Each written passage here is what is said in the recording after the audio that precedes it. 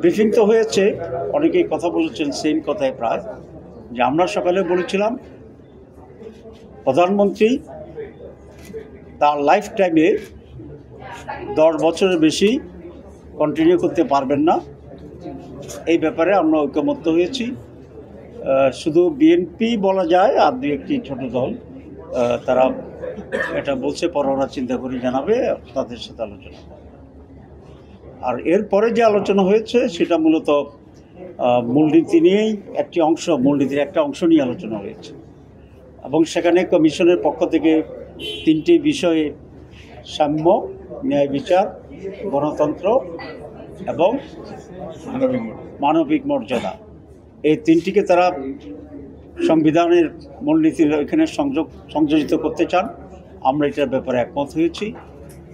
আর 15th অ্যামেন্ডমেন্টের পরে বর্তমানে যেটা হয়েছিল আওয়ামী লীগের পিরিয়ডে যে সংশোধনীটা হয়েছিল সেটাকে আমরা টোটালি নাকচ করার কথা বলেছি।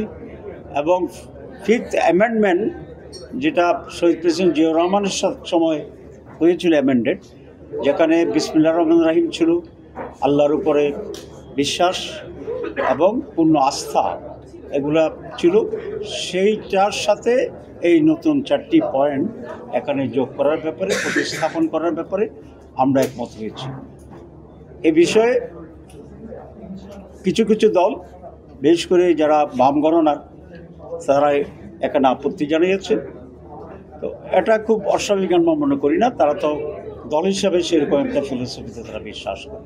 কিন্তু আমরা মনে করি বাংলাদেশে মেজর রাজনৈতিক দল যেগুলো আছে, বিএনপি আছে, জামাতে ইসলামী, এনসিপি, ইসলামী ঐক্য আন্দোলন সহ অন্যান্য সব ইসলামিক দল এবং আরও অনেকগুলো দল, এটার সাথে আমরা একমত হয়েছি যে সেখানে আল্লাহর উপর বিশ্বাস এটাকে সংযোগ করতে হবে।